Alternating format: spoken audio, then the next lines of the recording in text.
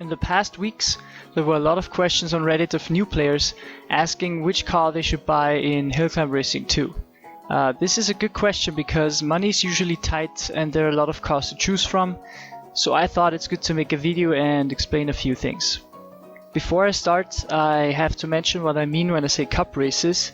In case you didn't know, you can drive the single courses of the cup separately if you scroll down in the cups tab, select a cup and then a race. These are the unranked cups and you won't gain or lose any rank points if you play them. So let's get started. Your first car will be the Jeep, which is unlocked by default from the start, and it's a good car to learn the mechanics of the game. But it's not designed to set ridiculously fast times or long distances on any of the maps, so ultimately I wouldn't care about it too much. I would still upgrade it though, but only until you can buy the first really good car. The first car you should buy is the Dune Buggy. Buying and fully upgrading only costs 1.36 million coins, and that makes it one of the cheapest cars in the game. The buggy is easy to handle, it's fun to drive, and it features lots of grip and acceleration, but the best thing is the built-in roll cage, which is a good protection against driver downs, and you can even upgrade it to make it more stable. There are a few minor downsides though. The buggy is not particularly fast, it doesn't hold a lot of fuel, and it's a rear-wheel drive car, which just isn't as good as a four-wheel drive. Since it's too slow to set records in the cup races, the buggy is best used in adventure mode. The roll cage is a big plus if you make a mistake, and it's essential on maps like City, where bumping your head is almost inevitable. Its grip and acceleration are great for climbing steep passages quickly, like they can be found on mountain. When I add up my records on every map for the Dune Buggy alone, I get close to 70 kilometers, which shows that it can perform well on basically every map. It's also a solid option for many of the weekly events, like the Hill Climb event or the Moon event. Unfortunately though, it's just too slow to set records at the cup races, but it's still a safe option if you just want to go for the ranked cups instead. The Super Diesel is an all-round machine. At 1.44 million coins, it's just a little more expensive than the Dune Buggy, but it's still quite cheap. It has a higher top speed and fuel capacity than the buggy, and also features four-wheel drive, so you can get out of a messy situation more quickly and easily. Grip and acceleration are also fairly good, but since it's a big car, it tips over more easily than the buggy. The roof is only here for show and barely offers any protection for the head. In fact, minor hits to the roof cause it to come off and you probably die instantly with that. If not, you have yourself a fancy pickup convertible that offers even less protection than before. In adventure mode, you can't really go wrong with the Super Diesel. It'll do a great job on every map, especially on countryside and desert valley, since it's faster and has a larger fuel tank. Its good suspension makes it efficient on bumpy maps, and it's also a good hill climber, even though it may take some training until you get the hang of it. The total best in adventure mode for the Super Diesel is a little over 72 kilometers, which is just a tiny bit more than the Dune Buggy's 70 kilometers that I got. It generally doesn't do so well in the weekly events, apart from maybe the long jump event in some circumstances. And in the cup races it outperforms the Dune Buggy because of its speed, but it's still no match for the Formula and the rally car.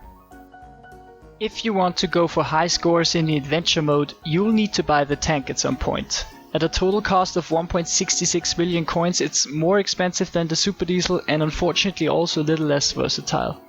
It has the biggest fuel capacity in the game and also features very good grip and acceleration and a decent high speed. A major downside, however, is its tendency to flip over. It's bulky, it has a high center of mass, and so a bad landing is often the end of the run, which is especially frustrating if the run has been taken a few minutes already. This makes it also hard to climb steep passages. Its cannon certainly doesn't help the case, but at least it's detachable if you hit it just right.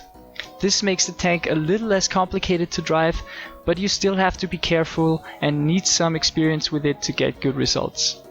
Once you get the hang of driving this thing, you will get good scores in adventure mode. My total record distance for the tank is also about 72 kilometers, so it's definitely up to par with the diesel and the buggy.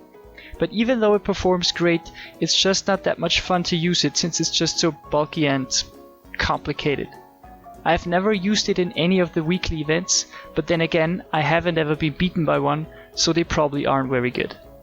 In the cup races, you might be able to get good times on a few maps, but its main use will still be in adventure mode.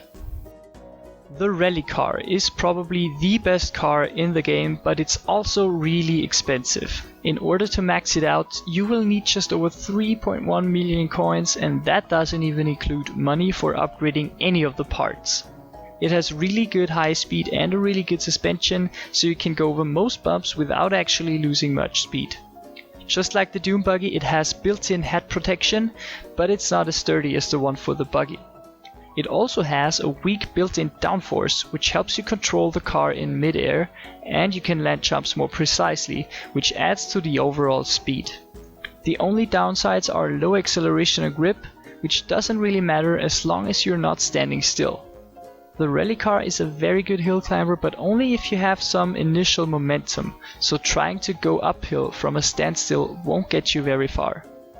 Also, its fuel capacity isn't very big, but that is mitigated by its speed.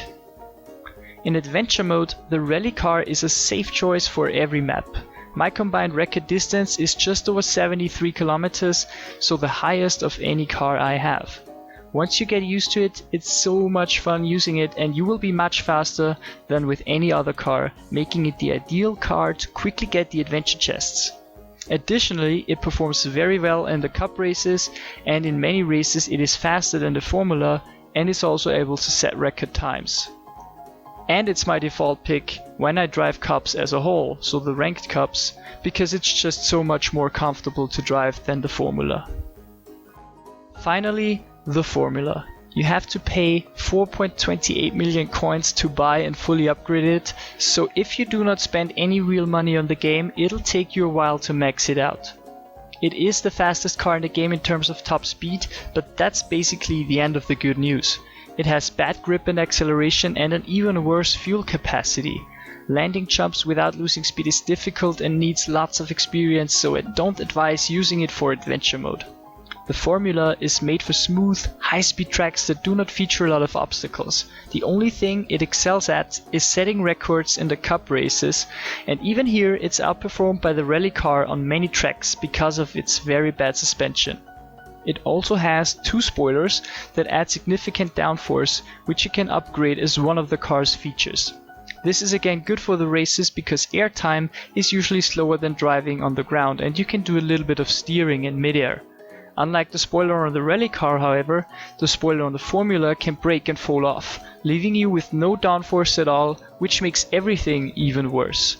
Overall, it's not very much fun using it because it's just so fragile, but you can get some crazy record times if you can handle the car. So that's it. In my opinion, these are the main cars you should focus on. Together they still cost you more than 10 million coins, not including the costs for upgrading parts, which would be a topic for another day. So if I had to start a new game, I would probably upgrade the cheap until I can get the Dune Buggy and use the Dune Buggy until I can buy the rally car. After this, it doesn't really matter whether you buy the super diesel or the tank first, but as I'm personally more into setting records in the adventure mode, the Formula doesn't have so much value for me, but it's important if you want to go for records in the cup races. So hopefully this video was helpful to some people, and if you have something to add, please leave a comment here or join the discussion on Reddit. The link will be in the description, and have yourselves a nice day and goodbye.